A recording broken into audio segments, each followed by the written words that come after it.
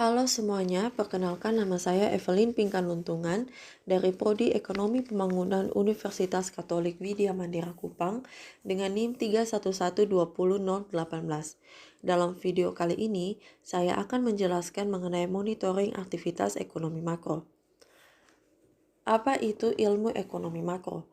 Ilmu ekonomi adalah ilmu yang mempelajari upaya-upaya pengalokasian sumber daya yang tersedia untuk mencapai kepuasan atau kemakmuran masyarakat. Pengalokasian sumber daya dapat terjadi di setiap aktivitas manusia.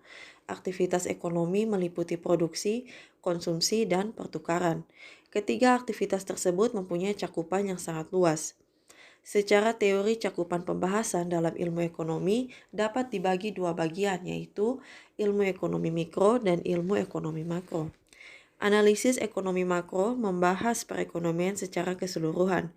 Fokus perhatian ekonomi makro tertuju pada kegiatan ekonomi yang dilakukan oleh pelaku-pelaku ekonomi secara agregatif.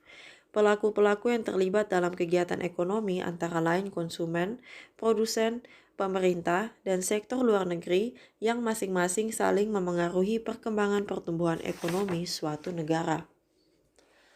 Adapun pelaku ekonomi dalam analisis ekonomi makro adalah sebagai berikut. Yang pertama, sektor rumah tangga konsumen atau RTK.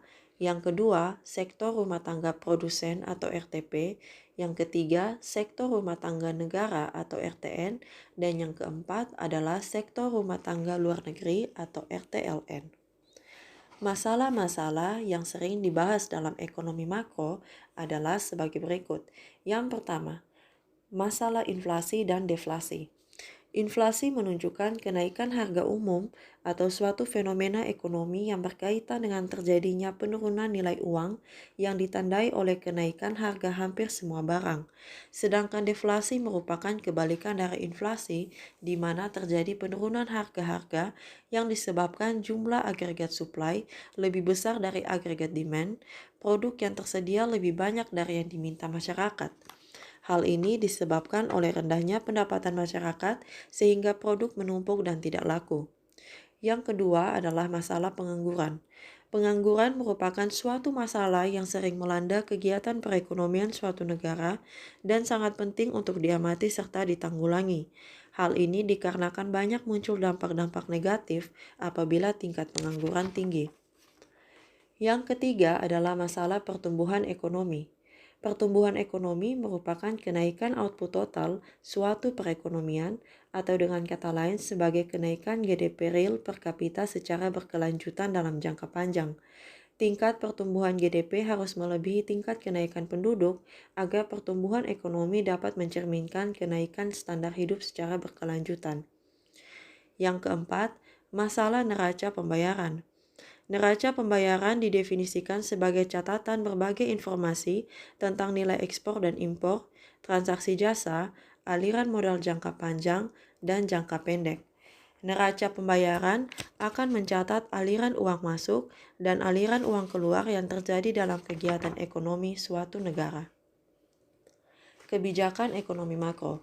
Kebijakan ekonomi makro untuk mengendalikan atau mengatasi berbagai masalah ekonomi makro. Kebijakan-kebijakannya adalah sebagai berikut. Yang pertama, kebijakan fiskal. Kebijakan fiskal merupakan kebijakan pemerintah untuk mengubah dan mengendalikan penerimaan dan pengeluaran pemerintah melalui APBN atau anggaran penerimaan dan belanja negara dengan maksud untuk mengatasi masalah yang sedang dihadapi. Yang kedua, kebijakan moneter. Kebijakan moneter merupakan kebijakan yang dilakukan otoritas moneter, yaitu bank sentral dalam mengatur dan mengendalikan jumlah uang yang beredar atau money supply. Model ekonomi makro. Model ekonomi adalah suatu penyederhanaan dari kenyataan-kenyataan yang terjadi dalam perekonomian. Penyederhanaan tersebut memperlihatkan hubungan antara variabel dan beberapa variabel lainnya yang diungkapkan secara verbal, grafis, diagram, dan matematis. Contoh model ekonomi adalah sebagai berikut. Yang pertama, model secara verbal. Yang kedua, model matematis. Yang ketiga, model grafis. Dan yang keempat adalah model diagram. Hubungan pelaku-pelaku ekonomi dalam konsep circular flow of economic activity. Keterkaitan pelaku-pelaku ekonomi dalam menyelenggarakan kegiatan ekonomi suatu negara dapat diamati melalui konsep circular flow of economic activity, artinya konsep yang menganalisis tentang hubungan timbal balik antar pelaku-pelaku ekonomi dalam kegiatan perekonomian secara keseluruhan. Konsep circular flow of economic activity dapat digunakan untuk menganalisis kegiatan ekonomi, baik untuk perekonomian 2 sektor, 3 sektor, maupun 4 sektor. Yang pertama, model circular flow ekonomi 2 sektor. Disebut 2 sektor karena yang diamati adalah hubungan dua pelaku ekonomi atau dalam kegiatan ekonomi diasumsikan pelaku ekonomi hanya dua, yaitu RTK dan RTP. Yang kedua, model circular flow ekonomi 3 sektor. Pada model 3 sektor ini diasumsikan dalam analisis perekonomian terdapat 3 pelaku ekonomi yang terdiri atas RTK, RTP, dan RTN. Yang ketiga, model circular flow ekonomi 4 sektor. Pada model 4 sektor diasumsikan bahwa dalam analisis perekonomian terdiri dari RTK, RTP, RTN, dan RTLN. Pengukuran kegiatan ekonomi makro. Kegiatan ekonomi suatu negara mengalami kemajuan dan kemunduran. Kemajuan, kemunduran atau tingkat perkembangan ekonomi suatu negara dapat dilihat melalui laporan pendapatan nasional dan neraca produk atau National Income and Product Account. Laporan tersebut merupakan data yang dikumpulkan dan dipublikasikan oleh pemerintah yang menggambarkan berbagai komponen pendapatan dan output nasional dalam perekonomian. Gambaran kegiatan ekonomi melalui arus produk dan arus pendapatan. Kegiatan ekonomi suatu negara dapat diamati melalui 2 pendekatan, yaitu pendekatan arus produk dan pendekatan arus pendapatan. Pendapatan nasional atau GNI, yaitu nilai seluruh produk yang dihasilkan suatu negara dalam 1 tahun tertentu. Disebut pendapatan nasional GNI karena merupakan flow of income yang diterima masyarakat dalam bentuk balas jasa atas faktor produksi yang dimiliki. Kemudian yang kedua, produk nasional atau GNP, yaitu nilai seluruh produk yang dihasilkan suatu negara dalam 1 tahun tertentu.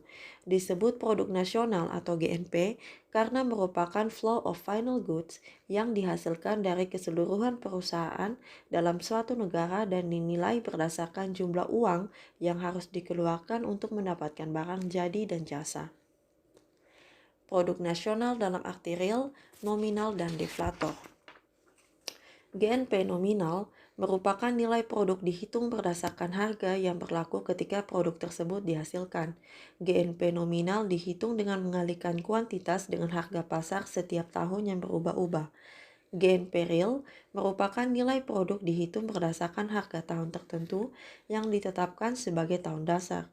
GNP real dihitung dengan mengalihkan kuantitas dengan harga konstan, yaitu harga yang terjadi pada tahun tertentu yang ditetapkan sebagai tahun dasar. Yang ketiga, deflator GNP merupakan indeks harga. Nilai deflator GNP dihitung dengan cara membagi GNP nominal dengan GNP real. Indeks harga, laju inflasi, dan laju pertumbuhan ekonomi.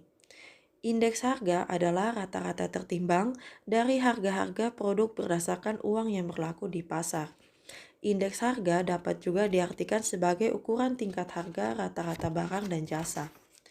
Laju inflasi adalah laju tingkat harga umum dari tahun ke tahun dan biasanya diikuti dengan kenaikan harga pada tahun tertentu dari tahun sebelumnya.